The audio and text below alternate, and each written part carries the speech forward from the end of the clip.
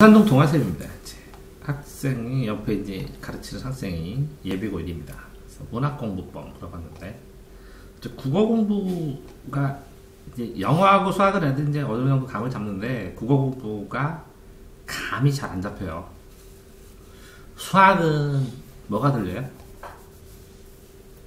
시간이 들어요. 수시예요. 그래서 수시. 영어는 뭐가요? 머니, 투자, 많이 투자하고. 영어는 돈이 있으면 되고, 수학은 시간이 있어야 되고, 국어는 뭐라고요? 다시 태어나야 된대요. 왜? 독해를 위한 기본 단어가 안 돼요. 기본 단어. 영단어는 그냥 어느 정도 외우면 되는데, 문제는 아이들이 국어 단어를 안 외워요. 영단어는 몇천 단어를 외우는데 국어 단어 몇천 단어는 안 해요. 근데 단어만 가지고 또 되지가 않아요. 왜? 이거는 단어만 가지고 풀 수 있게 나오는데 기본 내용이. 이거는 이 단어만 가지고 풀 수 없게 기본적인 내용도 나오면서 단어도 알아야 되고, 그러니까 이건 다시 태어나야 되는. 농담삼아 그렇게 애들이 얘기를 해요. 그러니까 이거는 뭐가 바탕이 돼요? 독서가 바탕이 되고, 이거는 뭐예요? 끊임없는 투자가 바탕이 되고, 요거는 뭐라고요? 엄청나게 돈 투자도 소용없다고, 시간이 필요하다고. 이거 일정 부분 잘할 때까지 참아내는 시간, 반복해서. 그런데 비문학 같은 거 꽤 잘 푼다고 그러면 이게 몇 학년 걸 푸는지 모르겠지만 이게 이렇게 돼요. 국영수가. 국어는 고3 걸로 공부하면 돼, 능력이 있으면. 왜? 고1하고 고2하고 고3이 똑같아요. 이론도 똑같고 문제 유형도 똑같고, 다만 뭐만 늘어나요? 단어만 조금 고급으로 나오면서 내용이, 배경 지식이 조금 배운 것들이, 배운 것들이 나오니까 니네 통합사회 통합과학을 하고 이해를 하는 애들 상위권 고3부터 한다. 영어는 고2 거부터 해야 돼. 영어는 왜 그러냐면 고1에서 고1 거는 너무 쉽고요. 고1 게 고2하고 고3은 비슷해요, 난이도가. 그러니까 트레이닝을 고2 거 영어를 한 다음에 고3 거를 해줘야 돼. 국어는, 영어는 이렇게. 그럼 수학은요? 고1 거 풀고 고2 거 풀고 고3 거 풀고 이렇게 해야 돼. 이렇게 올라갈 수밖에 없어요. 그러니까 국어는 상관이 없다는 거예요. 근데 이제 비문학도 이렇게 비문학이라고 생각하지 말고 이렇게 해야 돼요. 국어에는 두 가지가 있는데, 문학이 있고 그 다음에 교과가 있다. 국영수사가, 이거 국어 맞고 뭐라고 얘기해요? 국영수사가 음미, 채, 한, 컴, 물리, 화학, 지구과학, 이렇게. 이건 음악 지문이다. 이건 물리 지문이다. 이건 화학 지문이다. 이건 수학 지문이다. 이건 경제 지문이다. 이 교과서의 특성 있죠. 경제 교과서의 특성이 그 지문의 특성. 수학 교과서의 특성이 그 지문의 특성. 화학 교과서의 특성이 그 지문의 특성. 그래서 교과서별로 생각해. 비문학하면 너무 넓다고. 문학은 이게 이제 운문하고 산문으로 많이 나눠요. 산문으로. 운문은 시고, 시나 가사 이런 거. 시 계열, 가사 계열. 그 다음에 산문, 그럼 소설. 소설하고 희곡은 비슷해. 희곡 시나리오 비슷한데, 소설. 그 다음에 소필 계열. 그래서 운문 책 하나, 산문 책 하나 이렇게 따로따로 있는데, 이렇게 이제 여기서 보면 소설 읽기 싫어서 못하고 시는 뭐가 뭔지 모르겠어요, 이렇게 되는데, 여기에서 이제 이 비문학 풀이법이 명확하게 되면 굉장히 빨라요. 빠른데 그걸 떠나서 문학만 했죠. 문학만. 그러면 시, 소설, 희곡하고 드라마, 희곡하고 시나리오는 아이들이 좀 편해해요. 왜 그러냐면 이 등장인물이 A, B 이렇게 나오니까. A, B 이렇게 나오니까. 이해돼요? 그렇기 때문에 요거는 아이들이 어느 정도 편하게 풀고, 시는 이 시를 줄거리를 압축하고 줄거리의 그 문맥적 의미를 이해하는, 이 시를 해석하는 방법 자체. 첫 번째는 해석하는 방법을 잘 모르고, 두 번째는 해석하는 방법 자체를 모르고 전체 줄거리를 잡거나 흐름을 잡는 법을. 또 하나는 이 시의 문제의 기본 유형을 모르고 시 이론들이 있어요. 잡다한 이론들. 그 다음에 이 시랑 다른 거랑 연관시켰을 때 그 핵심 내용을 잘 못 찾는 거죠. 근데 소설은 길어서 이게 요즘 이제 단편은 다 끝나고 장편만 나와서 줄거리 나오고 하는데 소설이 제일 시간이 많이 걸려요. 실제로는. 이걸 분류해서 이거는 읽는 법, 소설을 분류해서 읽는 법을 모르기 때문에 풀기가 힘든 거예요. 그런 상황 때문에 이렇게 보시면 이렇게 여기 보면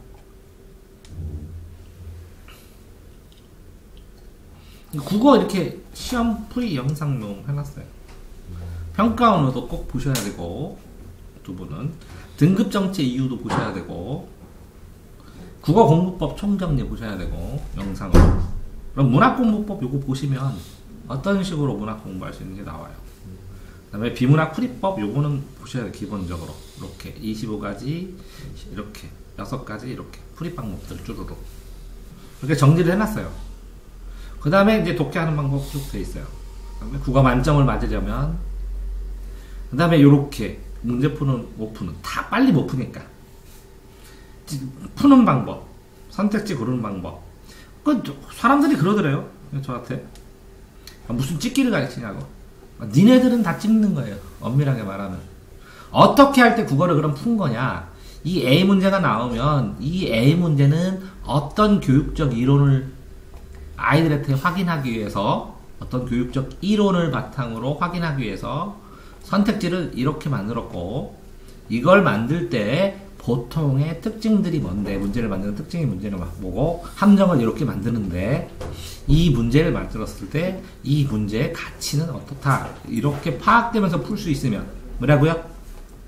이걸 니네들이 해설서를 쓸 수 있는 만큼 읽어낸다면 니네는 푼다고 인정하는데, 그전에는 제일 정답과 가까운 거 찍는 거예요. 다. 이해됐어요? 그 정답을 찍어내는 걸 이론적 근거, 이런 이론은 이런 식으로 풀어야 돼, 이런 문제의 가치는 이렇게 접근해서 이렇게 풀어야 돼 하고 얘기하는 거예요. 여기에. 됐어요? 그래서 이렇게 이론 배경을 점검해야 되고, 시험지 읽기하고 일반 읽기하고 완전히 다르거든요. 그냥 시험지 읽기하고 다르거든요. 그 다음에 시험 보면서 학과마다 어떤 거는 몇 분에 푸는 시뮬레이션, 기출 분석도 굉장히 다양하게 해야 되는데, 이게 이제 가장 기본적으로 봐야 될 국어 공부법 있어요. 이거 보시면 되고, 그 다음에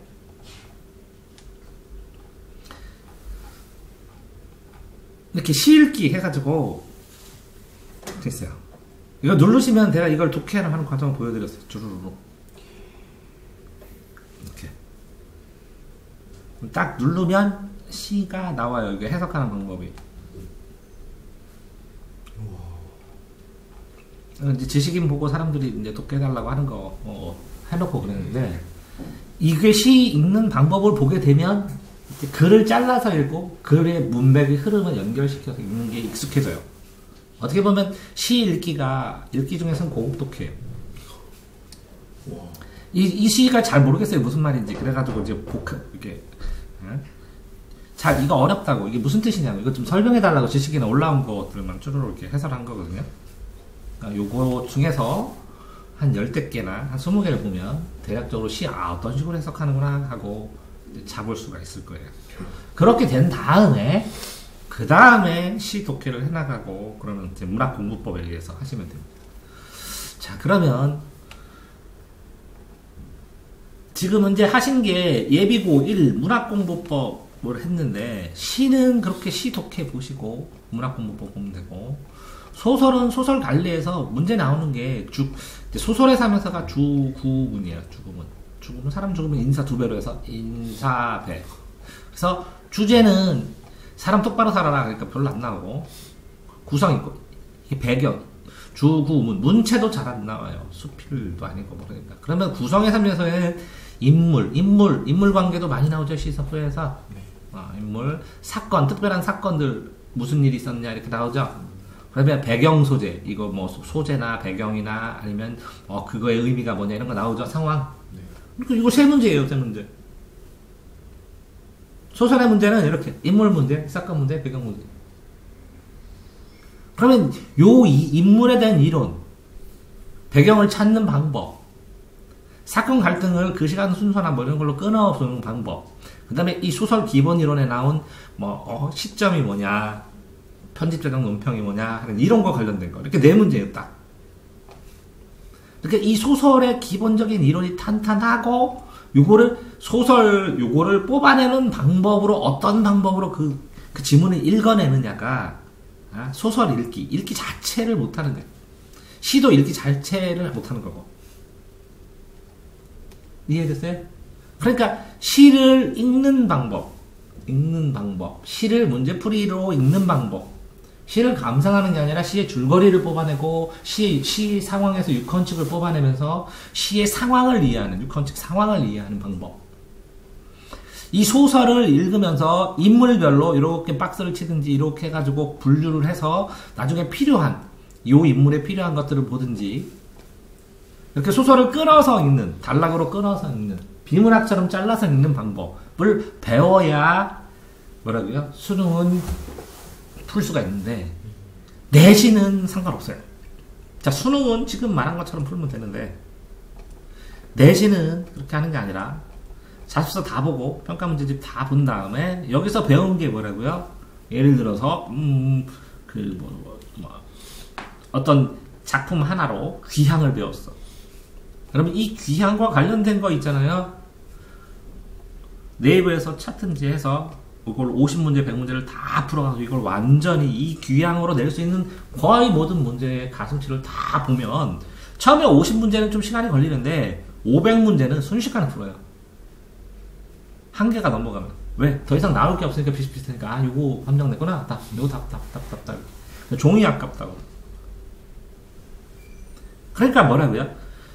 내신은 자습서 끝내고 평가문제 끝내고 선생님 프린트 끝내고 이게 기본이고 그 다음에 뭐라고요? 작품별로 다 풀어야 돼. 그거는 작품별로. 이해됐어요? 에?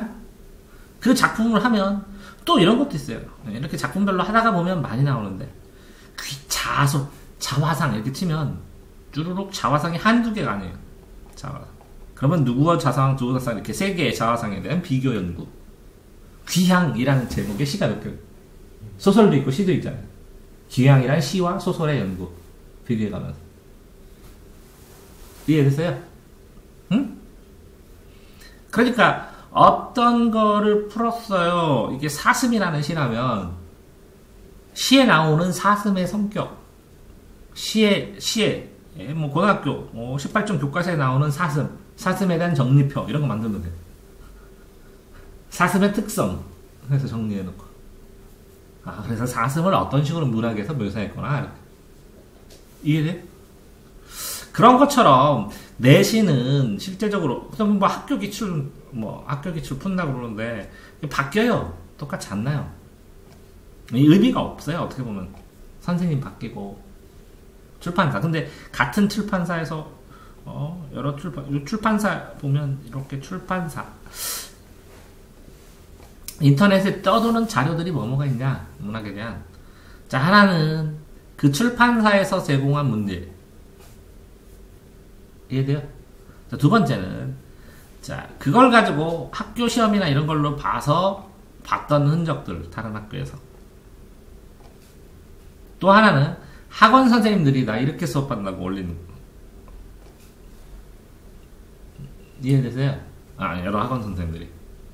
근데 이제 이거 하고 요거 하고 학교하고 학원 선생님들이 한 거랑 요건 뭐라고요? 출판사랑 요거는 기본 문제 스타일이에요. 핵심을 잡아주고 요거는 구석정에 있는 거 나와요. 요거는 요거를 대비해서 어느 정도 나오면서 A보다 수준이 조금 높아요. 이해됐어요? 그러니까 이렇게 학교 기출 문제든 출판사에서 준 거든 아니면 인터넷에서 또 뭐 학원 선생님들이나 여러 선생님들이 띄어 올린 것이든 다 풀어야 된다고. 이해됐나요? 그 다음에 뭐 하나도 풀어야 돼요. 고난도 문제도 풀어야 돼요. 고난도. 또 뭐도 풀어야 돼요. 요 작품과 관련된 A, B, C, D, E 뭐라고요? 수능 기출. 이게 수능 기출에 어떻게 나오는 거야? A, B, C, D. 몇 개를 해야 돼요?